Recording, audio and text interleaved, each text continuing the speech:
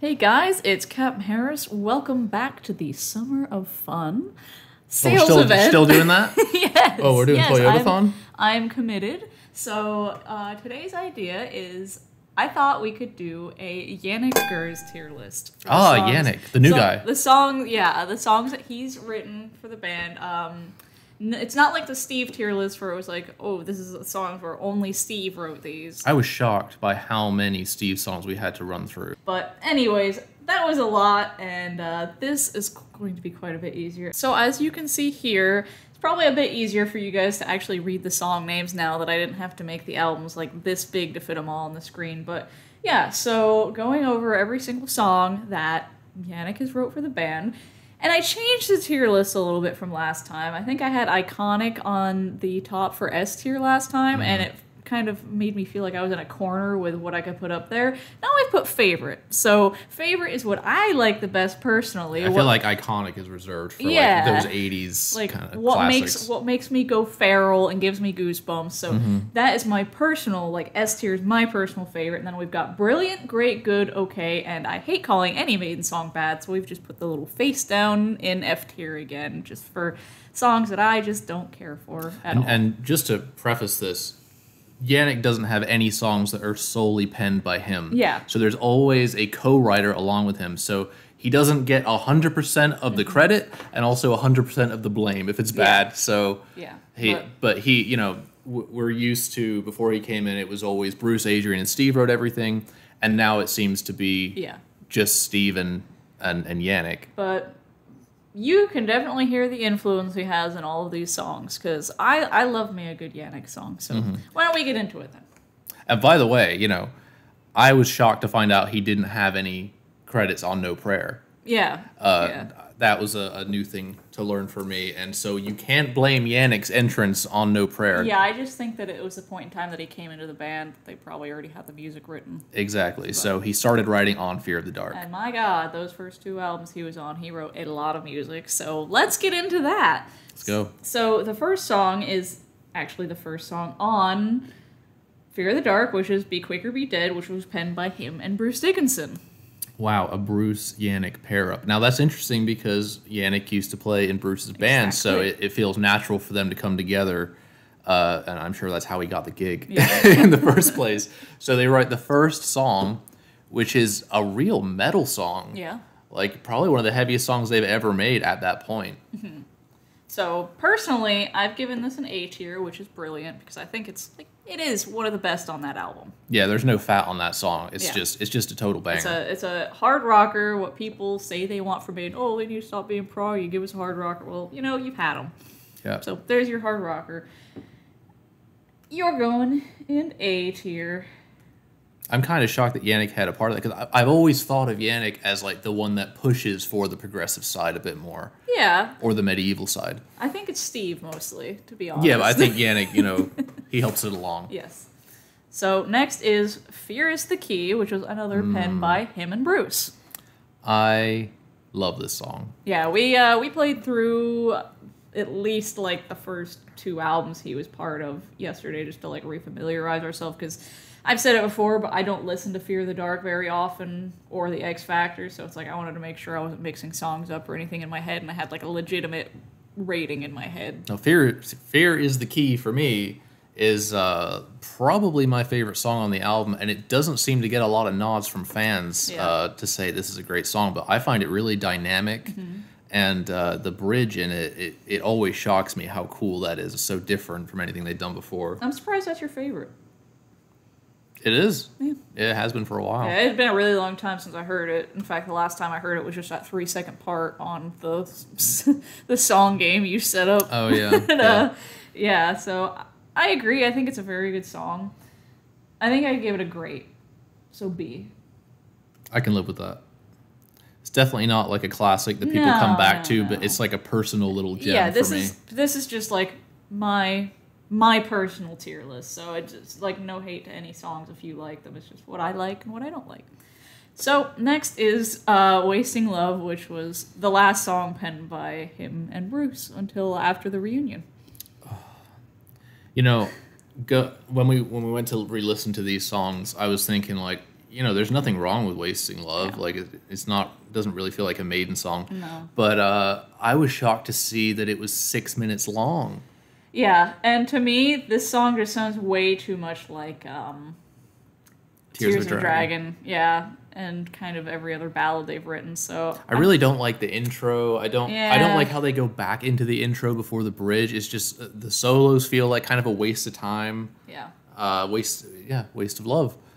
Yeah, so, it's not my favorite. I don't think it's a bad song. So I think I'm going to give it a C as good because it's not just like... That's fair. It's not a bad song. No, it's not a bad song at all. I just don't really care for it personally. No, I pretty much would always skip it. For the penmanship and everything, it's still good, but I never really go listen to that one. And to me, it's always felt like, the slower song that we get on every album, even today, is still kind of calling back to, we'll do another Wasting Love. That's why I say I don't really care for any of the Maiden ballads, other than, would you consider Journeyman a ballad? That one's more of a masterpiece. Yeah. It almost just feels like it was written to be a ballad. It's not what I listen to Maiden for. No. So, next we have The Apparition, which is a Janick and Steve song. Okay. Well, I remember listening to this yesterday and thinking, wow, they've really hit the wall here. Well, you had an interesting note on this one. Did I? Yeah, where you said it sounds like something from Blow Up Your Video from AC/DC. Oh, yeah, this actually kind of blew my mind. And this also leaks into the next song we're going to talk about, is The Apparition. Go and listen to late 80s AC/DC and just the way they do the chord changes. That's what they're doing on this song. It's just like this really simplified hard rock song that you could imagine Brian Johnson singing. Doesn't fit Maiden whatsoever. No, I gave this an F tier because I don't like it. Yeah, I mean, there's a little wheedly part in the middle, and I feel like almost every Maiden song has a little part that still makes you go like, yeah, that's Maiden, but then the rest of it's just like, Yeah, like they can always throw a harmony in there that'll get you tapping your foot, but those bridges and everything, the verses in that are just not good. No. So, sorry, that is an F tier. If you were a fan of that, you can berate us in the comments. But then we have Weekend Warrior, which is another song by him and Steve. Oh, I'm embarrassed by my history with this song. Yeah, he was saying yesterday that he used to love this song. I used to work out to this song in my room lifting chairs. I was getting ready for weightlifting in high school, and I would lift my... like chairs we're sitting on now, I would curl them to try and get my arms bigger. You're like, hell yeah, I'm a Weekend Warrior. Yeah, I was like, I'm an old guy on a motorcycle. This song sucks. Well, I still think it's better than The Apparition, so I've given it I agree. I've given it a D because, like the songwriting and stuff in there, there's like a good part in the middle of it too. Like we were saying, like it's just, there was a nice part. There was, I can't remember it now, but we're like, this is pretty good. And then it's just surrounded by. Is it the do do do do do do do do do do do do? Yeah, that part's good. Like I said, there's something in almost every Maiden song, even if it's like not that great, where you're just like, I can get down to this. Yeah, it's like again another AC/DC style song for me. So no, that's just okay. It's okay. Oh, look at that. We've got like a straight line. Wow, line across down. the board. One on each. That's interesting. Incredible. So now we're moving on to The X Factor. The X Factor, which is everybody. He wrote so many songs. Yeah, for this. It's crazy. It also shows why there is so many songs. 1, 2, 3, 4, 5, 6, 7. 7 Janick songs. And they're all written with Steve, I assume. Steve Blaze. It's just Steve and Blaze. I'll say who's who when I name the song. Please let us know as we go who also attached to these songs. So the first one is an absolute banger I love. It's Lord of the Flies, which was him and Steve. Right. I mean, we're kind of... well, I feel a bit detached from the album version because the Death on the Road version is so stellar. I know. But we listened to it on the album yesterday, and I was pretty underwhelmed with it. It's not bad, but after having no hate to Blaze, but Bruce on that song is absolutely incredible, and they also speed things up a bit on the Death on the Road version. And I just feel like it gives the song so much more life. It's also like, I mean, obviously we all know X Factor has this kind of muddy production, this dark production, but this is more of a upbeat song, and it needs a more of a lively But really, sound. I want to judge these songs based on the songwriting aspect, because it's not like how it works live or how it works on album. It's like, it's the songs that he contributed to and what I like about them. And as much as I I would love to give this song an S tier because it does make me go feral. It does give me the goosebumps whenever I hear it. I still think I need to be fair and give it an A because on the album, it doesn't do that for me. Yeah. But live, oh yeah. So is that brilliant? Yes. Wow. What, you wouldn't give it brilliant? I think I'd put it in great, personally. No. I love me some Lord of the Flies. I mean, really do. Have Bruce sing it, and I'm all in. I would freak out if they ever brought that back. Yeah, yeah. Okay, next is Man on the Edge, which is written by him and Blaze Bayley. Okay, I was shocked by how much I liked this song. Yeah. Re-listening to it, and it's really fast. It's really Maiden. Yeah. And it's about a movie, which is Falling down. Very Steve. Falling down. So, yeah, it's just a great song. It's one I've always liked, and I put A on here, but I think if you're going to put Lord of the Flies at brilliant, I think it's just as good, if not better than Lord of the Flies. Okay. Oh, I don't think it's better than Lord of the Flies myself, but I still think wait until we see Bruce sing it next year. Yeah, on the 90s tour. That's going to be the 50th anniversary tour. A 90s tour. They're going to do the apparition. All right, so not a whole lot to say about that otherwise, just it is a great song. So next is Look for the Truth, which was written by him and Blaze and Steve. Oh, wow. Three men worked on this song. Three people worked on. Yes. I'm going to need my notes for this. Okay. Because I find it quite forgettable. All I wrote down for this song was, it feels like it's going nowhere, directionless, should have been left on the cutting room floor. Yeah, I mean, as we were listening to it, it was the same thing for me. Just like, why did this make it on the album? Mm-hmm. It's like, you would think like, oh, the more Maiden songs we get, the better. But as far as an album goes, cutting it down to the best stuff is almost always the way to go. Like, my God, like I said, there's like 7 songs that have Janick contributing to it, and that's not even all that's on the album. Like, we've got Blood on the World's Hands missing, and Sign of the Cross is missing. There's like a lot of songs on that album. And there's a lot of good songs on the album. Exactly. So it almost like balances it out with like, there's just as many good songs as there is like bad songs. It waters it down a little bit. So remove the bad songs, you got a good album. But I've given this a D because I don't think it's the worst. Like, I wouldn't put it where The Apparition is. At least it's a little bit creative. Yeah, exactly. But it just doesn't work at all for me. Yeah. So next is The Aftermath, which is another Blaze and Steve song co-written with him. So The Aftermath, the lyrics are obviously really dark. Yes. With a great theme.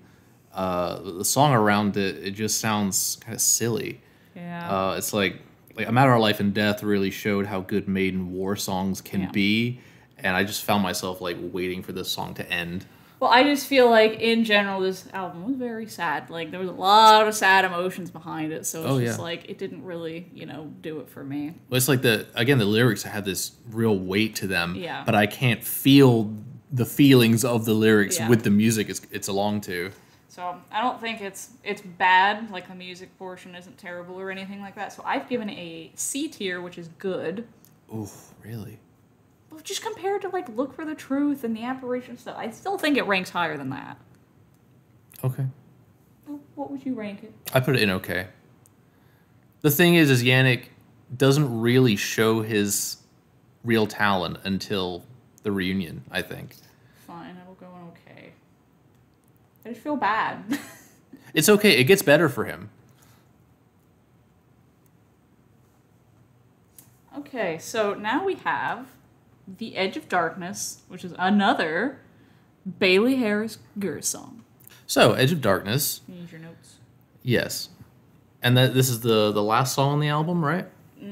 No. No? The Unbeliever. Oh, yeah, you're right. Sorry. Edge of Darkness. The intro is way too long. We're doing the intro for over 2 minutes here. Yeah. Which, we kind of see again today. But, like, it just doesn't seem to get to a point. Yeah. But there is a silver lining, which is some classic Janick Widdly Diddlies. Which I think is great. And the bridge is a great, like, maiden gallop. Yeah. With some good melodies there. So there really is... The middle section is actually very good. Yes. But it's kind of sandwiched in this, like, really boring... And that's what the problem is with some of these songs. Like, there'll be the good part in the middle, but you just have to get through the rest of the song. And it's like, is it worth getting through the first part to get to the good part? So I've given that a C. That's fine. I think that's definitely better than Aftermath and Look to the Truth.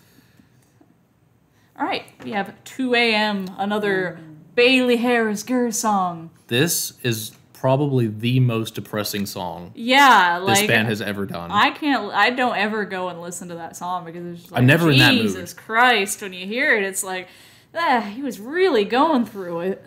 Oh, yeah. Really going through it. Yeah, And it just makes me sad to think about. It's hard to listen to. Yeah. It's like you can see Steve's face listening to the whole thing. It's like, I just imagine him sitting in this dark room writing it to candlelight. So I've given this a C as well because it's like the music's not bad, but my God, it is not a song I ever go listen to. Well, I find it kind of iconic. At least it is the most something. Yeah. It's the most depressing. Yeah. And then this is the last song on the album, The Unbeliever, which is him and Steve. I've given this a B. A B? Yeah, because I think that compared to the other songs on the album, it's very interesting. Like, they've at least done something with it. Oh, there's some weird musical elements going on there. And I don't hate it. Like, no. I think it's like, it's one of the few songs that I will go back and listen to on the album. Yeah. So I think it deserves great because it's like, compared to, God, the Aftermath and stuff, just like, at least it's trying to, like, one of the strange things about going through this album is just like the order of songs that they went with. It's like, why wasn't Man on the Edge first? Why wasn't Sign of the Cross last? Yeah, that will always confuse me, but they had it in their mind what they were gonna do. So that is it for that album, and clearly he wore the hell out on those last two albums because he only contributed to one song on Virtual 11. Good man. Which is Como Estas Amigos by him and Blaze Bayley. Man, no Steve on that one? No. So, another sad song. Another almost, not really ballady because it's not like upbeat or anything, but it's just like, I gave it a C because it's good. I don't ever go back and listen to it, but I tried to kind of keep my attention on it while it was playing. I couldn't. Yeah. It just didn't keep my attention. So, I think it's C. There's not a whole lot to say about it because it's not bad, it's not great, but everybody knows that's almost the quintessential most hated album. So the fact that it went in good is good. Yeah.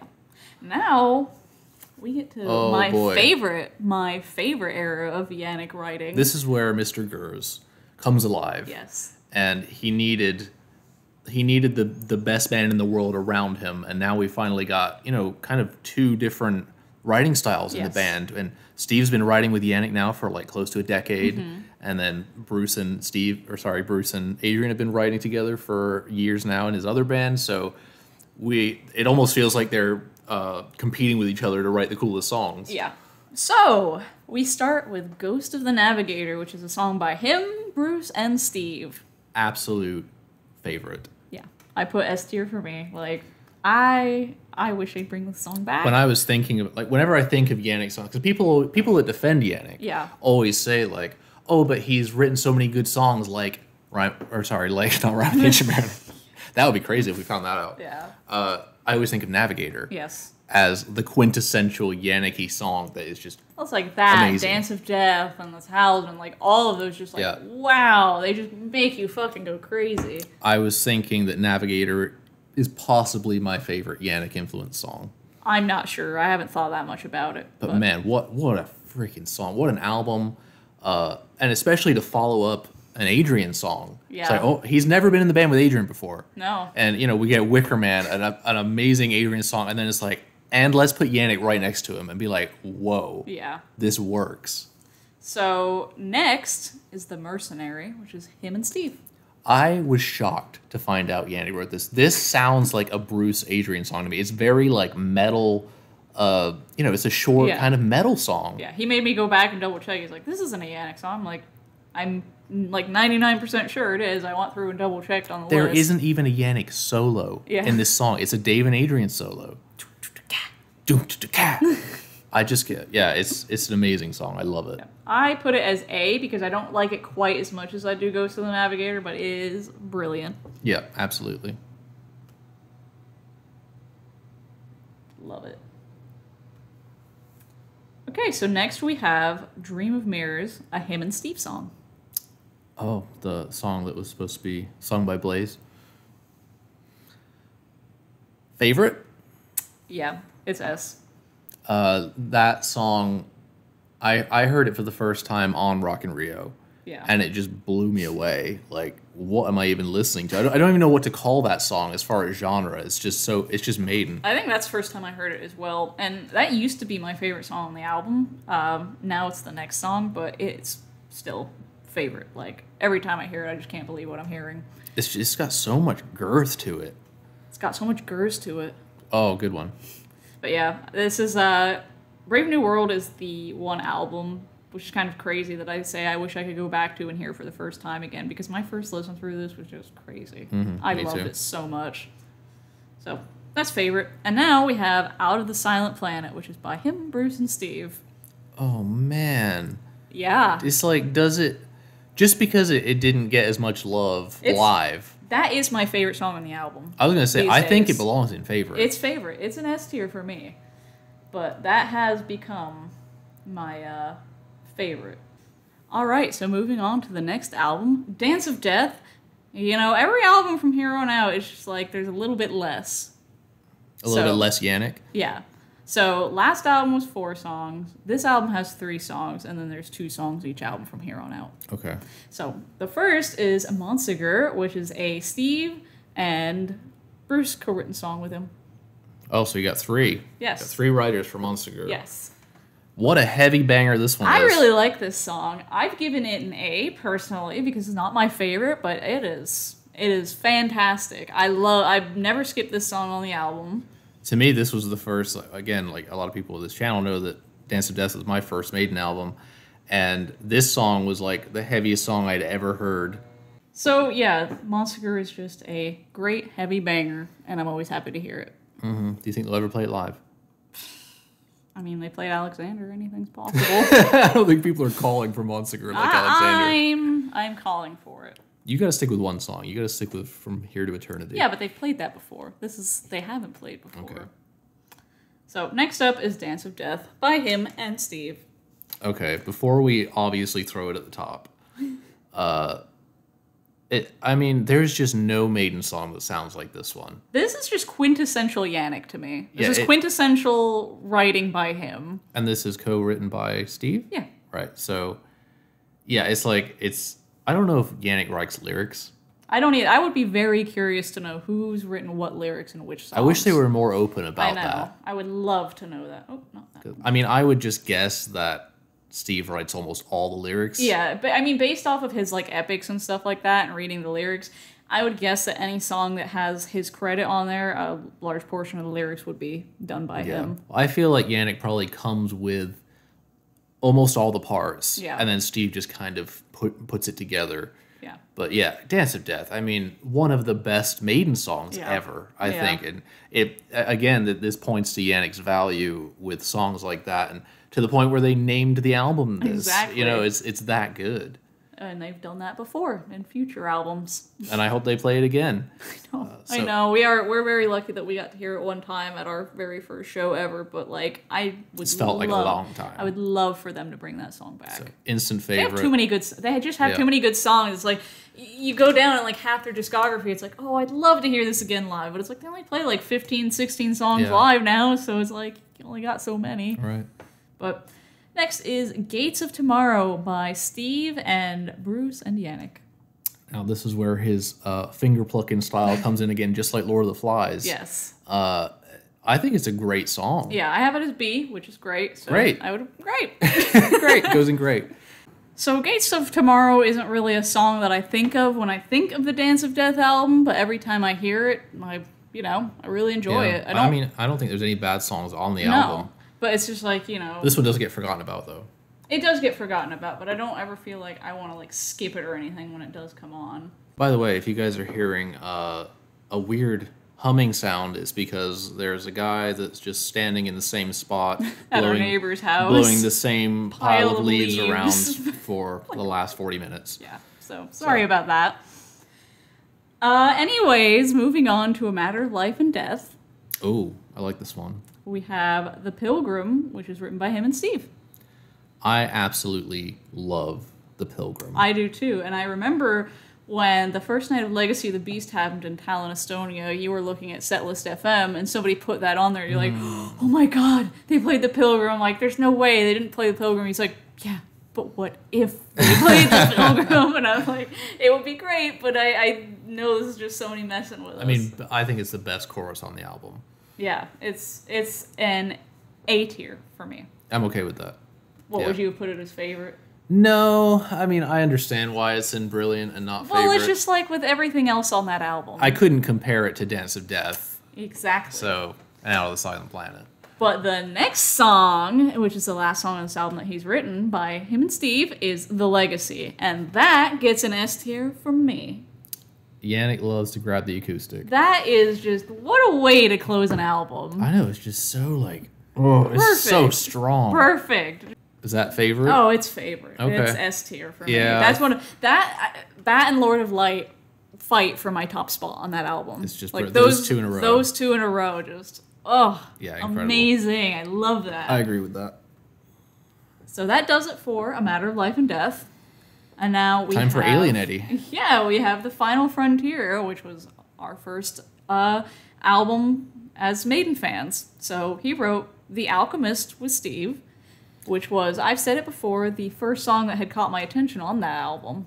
Really? Yeah. Yeah, that's one that even today I kind of forget about. Mm-hmm.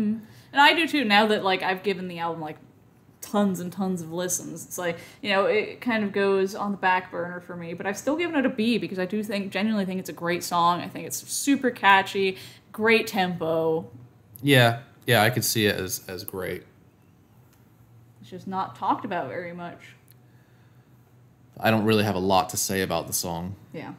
But the next one, certainly do. Oh, yes. So by Steve and Janick, we have The Talisman. The Talisman. And is in my hand. Right. En Vivo, one of the highlights of En Vivo, I would say. And it's just so badass. And it's so different. And it's classic Janick. Like we see Janick do this in so many songs, even in the newer era. Yeah. Where he opens up with these kind of chords. Yeah. I don't know if it's on an acoustic or not. I can't remember. I feel like that one was, but I'd have to watch live footage again. But I mean, it's the quintessential like build up and payoff of a Maiden intro. And but it's still like The Talisman as a song is just so unlike anything they had ever written before. Yes. You know, it was just such a unique song that it's always just wild to me that like when an album's coming out, you just can't even imagine what it sounds like. Because you can't imagine any more Maiden songs than are already written, but they still managed to write these unique songs that still sound so Maiden. Well, that's the thing. It's like people always say, "Oh, I wish they'd write another song like Power Slave. I wish they'd write another song like Seventh Son." But it's like, how would they possibly do that? And now they have another member in the band that's contributing to songs that wasn't back then, so he's part of their sound now. Absolutely, genuinely. Like, since Brave New World, he is a really big. He's probably a third. Absolutely. Of the band now with his influence. So you can't go back and write songs like that when you have this extra influence in there, and everybody else has grown as songwriters too. Right. So that is an S for me. Yeah. S for me. Which brings us to The Book of Souls. Which he only has 2 credits on. Yeah, I mean... I'm shocked with how many songs are on that album. That's the last 4 albums. He's done 2 songs each. So every song actually from here on out was just him and Steve.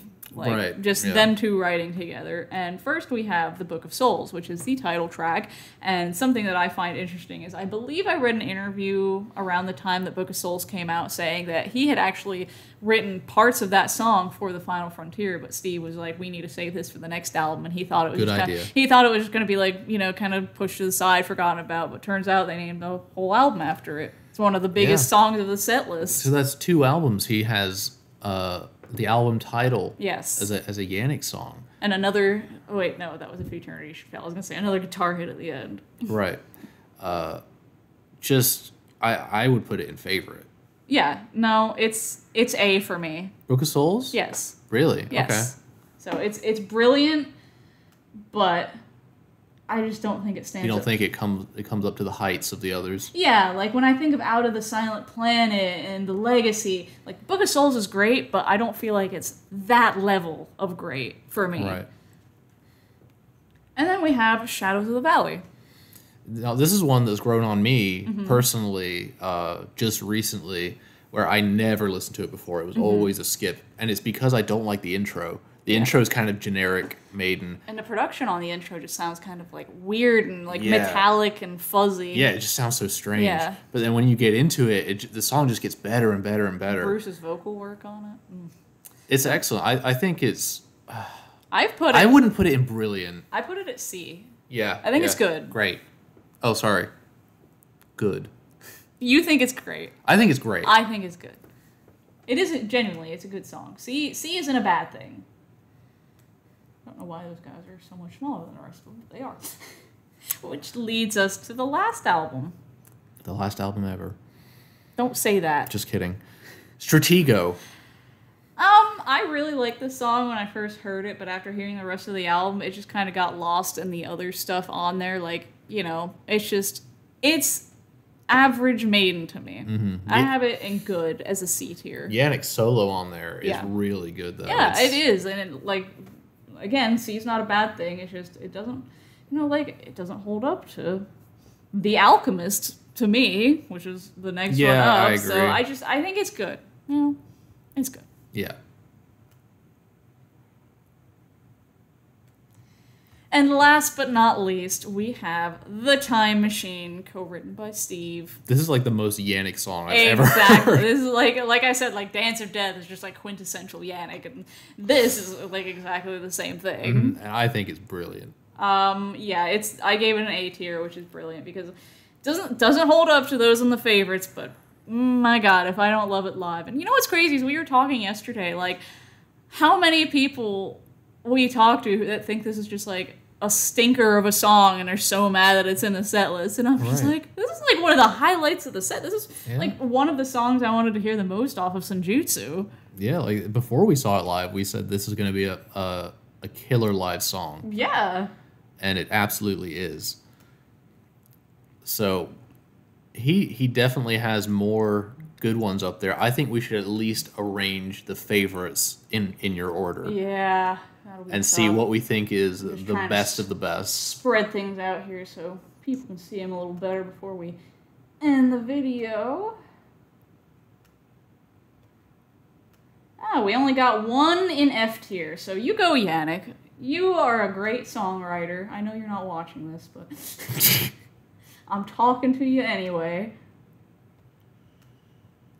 Mostly good and above, which is, I'd say, pretty good record to have. I mean, imagine how much smaller this list would be if he wasn't on X Factor. You know, it is my opinion. Like, some other fan could be like, everything on X Factor's an F. And some people, X Factor is their favorite album, so... Yeah. So what way do you organize it? So the best is up front on the left. Like here. Yeah, so that'll be the best one. I need to spread all this out.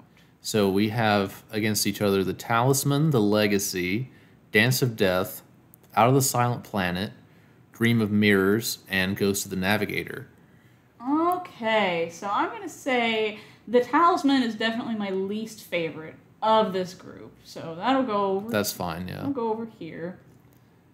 And then I think in first place... Well, this is my... Well, I'm just giving my 2 cents. See if people agree with me or not. But I think...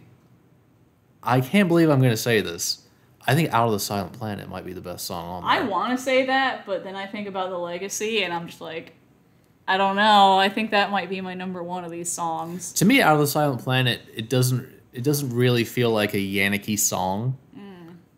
Compared to all the others, which are definitely Janick songs. But it is...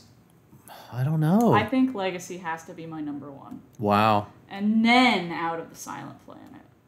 Dance of Death has to be in top 3. Yeah. Has to be. I don't know. Dream of Wait, how can...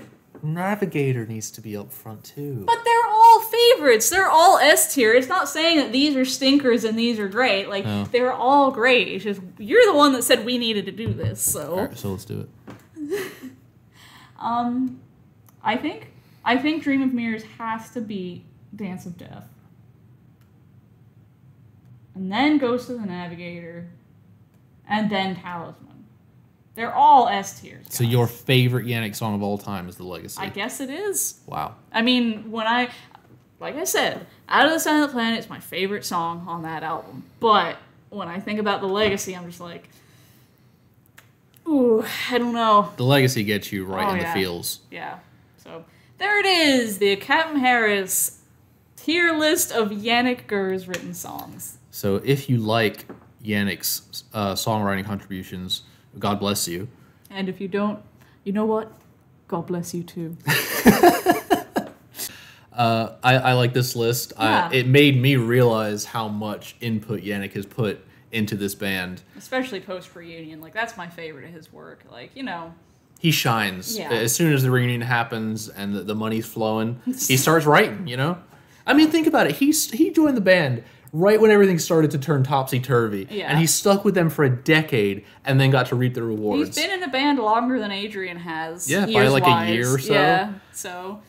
Good for him. He's put in the time, and I love it. So. Keep on dancing, keep on prancing. So let me know what you agreed and disagreed with on this list, and if there was any songs that you would put in S or F tier that I didn't, and maybe what is your favorite Janick written song? All right, well, the summer of fun continues. If summer of fun continues, and if you want to get some of these videos as early access, go sign up on our Patreon. I've been making some posts over there, been having a good time chatting with people.